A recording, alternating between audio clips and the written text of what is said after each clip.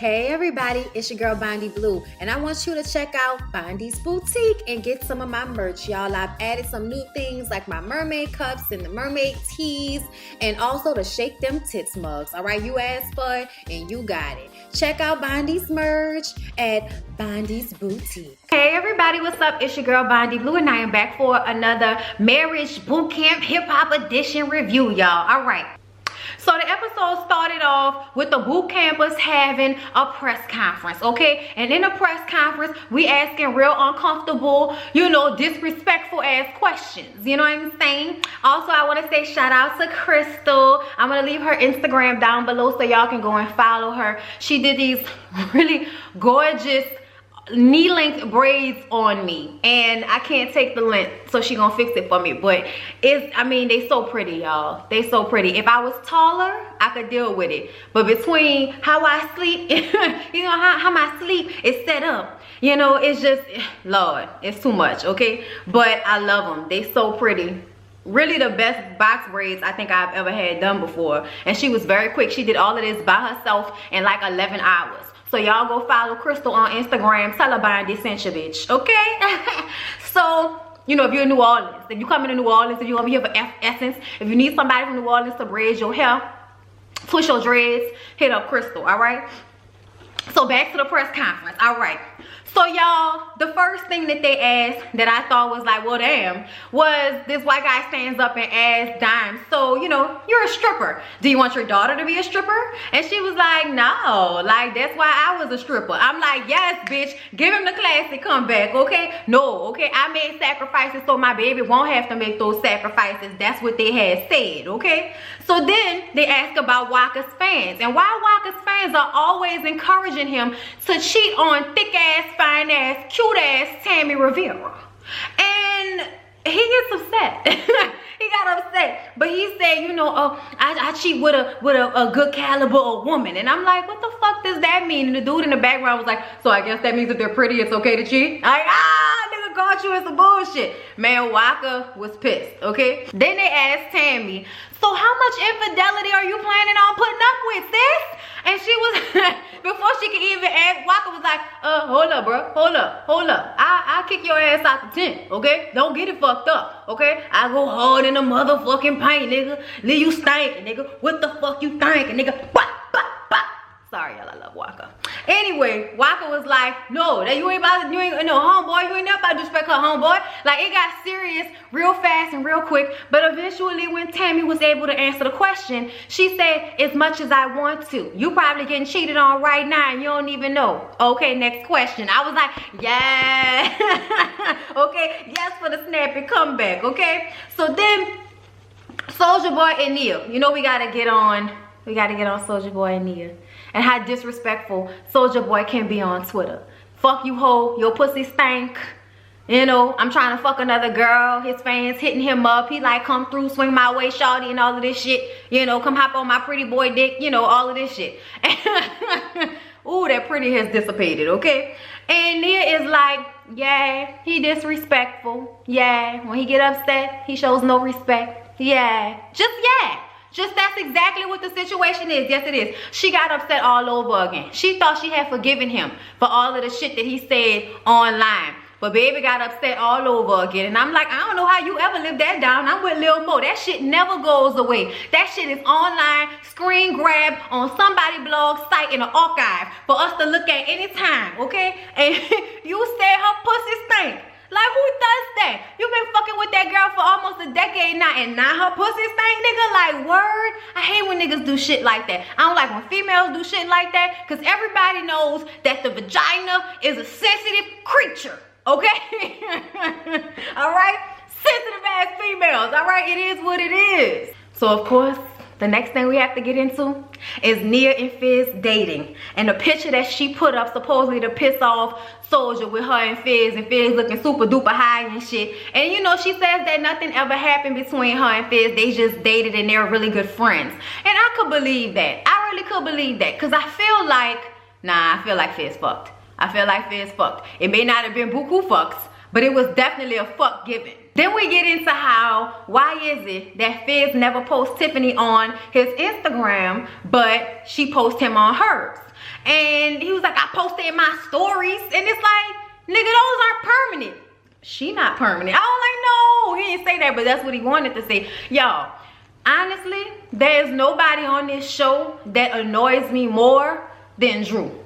I don't know why. I'm gonna tell you why. Because I expect Soulja Boy to be an asshole. And Sean got his shit with him, and that was kind of a surprise to me, but then not really. It's still not as disrespectful as the shit that Drew does to Tiffany. I don't even like Tiffany, and I also felt like it was disrespectful on his part to even fuck with Tiffany after she fought Moniece. And after she was Moniece's ex-girlfriend, old lady. Like, that was way too many degrees of separation for you to go fuck that girl. But that's what you decided to do, okay? And that's what makes me feel like that right there makes me feel like Fizz ain't shit, right?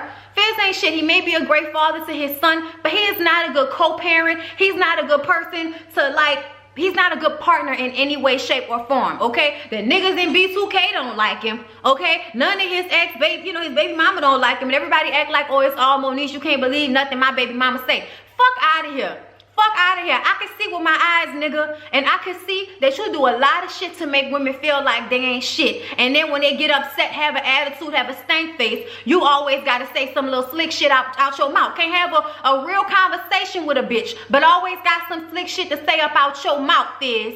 Okay, fuck all that Drew shit. Y'all know how hard it is for me to call this nigga Drew. We been calling this nigga Fizz for 15 years, and now you want me to call you Drew, nigga? Your name is Fizz on this motherfucker, because you act like a nigga that's 17, 18 years old. The way you handle yourself. The way you handle yourself. I don't like it. Moving along. So after all of this is done, Soulja Boy and Nia kind of walk off, and she's still upset.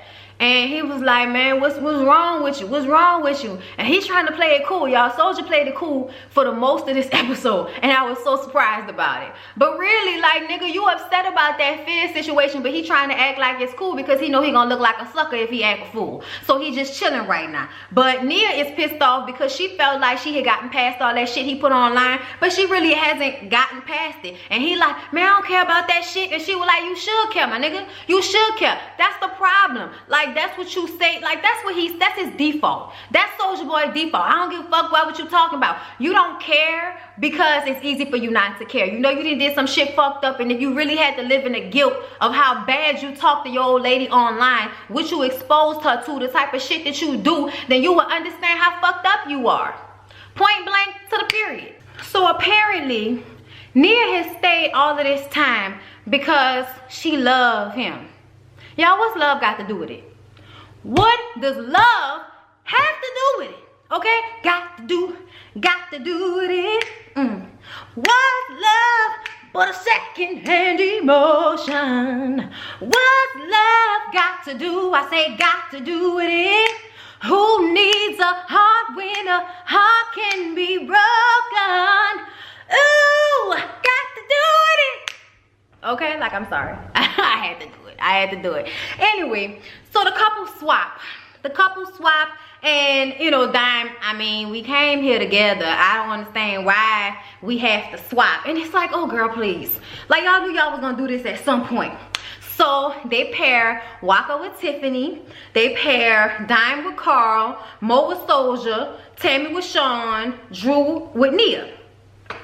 And so everybody is getting ready for a date. So like Tiff and Waka are getting a flower arrangement together. Y'all, this is the first time we've seen that bitch Tiffany smile, laugh, smirk, not have that growl look on her face. I mean, this bitch really felt something, felt way better, 10 times better with Waka being her date than Drew. And that's because Drew is like emotionally ignorant. Like, for real. Like, I don't know who raised Drew. Okay? I don't know who did it. But they left out some key components in this nigga's life. Okay? I'ma just go ahead and say that. So then Dime and Carl are together and they have to make drinks. Dime was able to make the drinks without Carl micromanaging the shit out of her, which is what he likes to do. Mo and Soulja are in the kitchen cooking together, and she just gives him instruction. He follows instruction. The thing I don't understand is every time Nia asks him to do something, every time she asks him to dry a dish or, you know, come get your own fucking food from downstairs, this nigga can't do it. Lil Mo asked him to cook a whole fucking meal, and the nigga was right there. Okay, how I do this, what I do here. See, that's what I'm talking. Just niggas just aggravating this shit. You will listen to somebody else, but when your old lady asks you to do the simplest fucking thing, you can't do it. You a boss. I swear. You want to smack the shit out the little boy. So then Drew and Nia did like the desserts and chocolate covered strawberries and brownies and shit. And Drew burnt the fucking brownies, but nobody made a big deal out of it. I personally don't understand how somebody who smokes as much weed as he do don't know how to make brownies. Like, that's one of the main things niggas that smoke weed know how to make. Weed brownies. Meaning you should know how to make a good batch of brownies without burning the motherfuckers, okay? But you know what? Niggas be high, whatever. They go to dinner. Everybody has dinner. And I would like to point out that Drew was mad. Big mad. Nigga was big mad. Nigga was bothered, okay? He was so bothered because Tiffany was having a good time with Waka. And I was just like, why? You the one who act like you don't want the girl. Why are you upset that somebody else was able to show her a good time when it seems like that's something you are not capable of, my nigga? I don't understand. Drew worked on my everlasting fucking nerve. So in the confessional, he all mad, talking about, you know, it was nice to see her without that nasty ass booting her mouth and da-da-da. Always gotta say some little slick shit. Tiffany like, yes, it was nice to go on a date with a man who pulls out chairs and opens doors and can have a real fucking conversation with you. Yes, I'm sorry, but that's litty, okay? It was litty as fuck to go on a date with Waka and be treated well instead of sitting up here trying to beg this nigga for the littlest bit of attention, the littlest bit of act right. Y'all, I can't deal with Drew. I don't give a fuck how cute he is. I'd have smacked the fuck out that nigga. We'd have been in that bitch fighting. Two little people tearing it the fuck down. So after the dinner was over, all of the doctors come out, Dr. Ish and Dr. V, so that they can, you know, just tell everybody why they were on a date with whatever person they was on a date with and what they learned. Sean learned from Tammy that he needs to finesse the situation with Dime. Don't tell Dime you look trashy. Tell Dime you look better in the red or the green or the black or whatever the dress is that's a little bit more with her covered up. Tell her that's what she look better in and move on. But see, I'm one of the people that feel like you can't, you know, get with somebody that's their style and then get mad when they not changing just like you want them to. Like, I don't like that about Sean. But there is a way to talk to your old lady without demeaning her and making her feel like she don't deserve to be with you. Like, nigga, please. Like, nigga, please. Tammy learned to chill and be grateful for the fact that Waka is a really good dude when it comes to how he treats her. Yeah, he cheat. But when you see the difference between how Soulja Boy and Drew treat their women, you understand that even though Waka cheats, he still treats Tammy with love, which is why she's always so caught off guard when he does cheat on her. Like, nigga, we was happy. We was happy. Waka learns that he does come to the rescue for women, and that's what he did with Tiffany.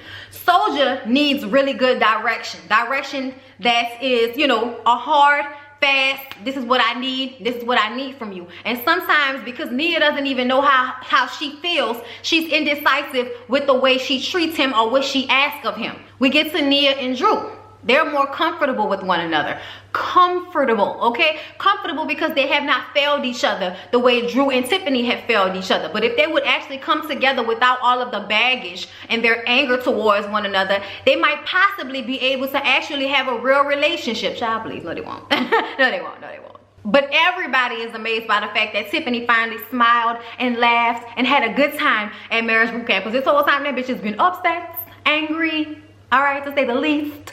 So then Judge Lynn Solar come out. Okay, looking all cute. All right. And Judge Lynn Solar first goes to Sean. And she said the best thing on this show today. Don't ever mention classy to Jessica again. Because what class is not what you put on. Class is the way you handle yourself. And the way Dime handled that question about her being a stripper was all class. Okay, I personally feel like Dime has done a lot of growing since her first 2 seasons on Love and Hip Hop. Okay, yes, she drugged the fuck out of that one girl when they was in Jamaica on the beach somewhere. And I ain't gonna lie, we was all here for it in the moment. The way she grabbed that girl hair, that was one of the best TV moments that Love and Hip Hop Atlanta ever had, okay? She yanked the fuck out that girl hair. And that Treasure, that girl was aggravating us the fuck, all right? We wanted her to get dragged. Just like the Evanita girl on Black Ink Crew. You want her to get dragged. Why didn't it happen? You know what I'm saying? You be frustrated when it don't happen. But then everybody be mad at her when she do the shit. Oh, that's ignorant. Man, fuck out of here. Sometimes you gotta fight. Sometimes you gotta fight. Mo, for some reason, started to get emotional and cry, and we didn't understand what was happening. And she said she just wants to feel needed. And I'm like, how do you not feel needed when it's obvious that you're the power player in y'all relationship? Carl was confused too. We was all confused. What was most confusing was the the unit. Shout out to Alexander Rogers, okay? That wig. Oh, that wig. Oh, that wig. What's going on underneath? What's going on underneath that? So the judge gives them their cell phones back and tells them to write something real about themselves on whatever social media platform they choose, okay? And Drew wrote that he never opens up. That is fucking obvious and is exhausting, okay? Tammy wrote that she don't, follow. She's too afraid to follow her husband's lead. Sean said that he just found out his fiance is way more classier than him. Nia said that she's not as forgiving as she thought. Soldier said, wait, hold up. What Soldier said? I don't think Soldier said nothing on his social media. I don't know what he said. Maybe he said he be tripping and shit and he need to calm the fuck down. He need to learn how to deal with his anger better. That's probably what he said. But what happened next was him getting upset about the fact that Nia felt like she hadn't really forgiven him. So now he pissed off because he felt like she just fucking with him. She don't want to tell him that she really don't want to be with him. She just want to agitate him and annoy him and make him leave her. And I'm like, yeah, but you still here, my nigga, and you always go back. Their relationship is so confusing to me because I don't see any real love there. I don't see any real love, any real compassion. This episode might have been the first time that he wasn't yelling at her or talking to her like she was a bird on the fucking street like he always does. But I just kind of feel like they have no place for one another. They need to just go ahead and let that shit go. After, everything is over, they fight about it. They fight because she's still upset and he feel like she needs to just let the shit go, but he don't realize how far those wounds go. Those wounds go deep. That nigga said a lot of fucked up shit to a lot of people, treated her bad, pulled the gun on her. There was a whole bunch of things that happened in their relationship, and I can't believe that he doesn't understand why she doesn't just let everything go, especially when it's just being pushed back in her face. You gonna get mad all over again, just like he got mad about Drew. You was supposedly okay with the Drew situation, but now he up there on the balcony screaming about that nigga must have told you something because you been good this whole time and now you mad about this. Like, no, nigga, she saw the tweets again. All of the feelings and emotions came running back. That's what happens. You don't understand that? It gotta be Drew, right? No, that's your jealousy issues. Okay, that was another reason why they put the couples with other people so that they could see how they would do with somebody else they don't have all the baggage with, and so they could see that some of y'all are jealous, some of y'all have jealousy issues. I thought it was so funny the way Tammy was like, you could have him, girl. You could don't kiss him and don't have sex with him, but please, if you need somebody that's gonna treat you nice, just take him on a date ever so often. It's all hood, bitch. I was like, yeah. But anyway, y'all, that was it. Y'all love these braids so much. They so pretty. I'm about to go and get my notes together for the Bondy Blue show, and I'll be back with that. So I hope y'all enjoyed the marriage boot camp. About to say Marriage to Medicine. I hope y'all enjoyed the review. Please don't forget to like, comment, and subscribe to my channel if you have not already. Follow Crystal. I'm gonna put the name on the screen, and I'll see y'all in the next one.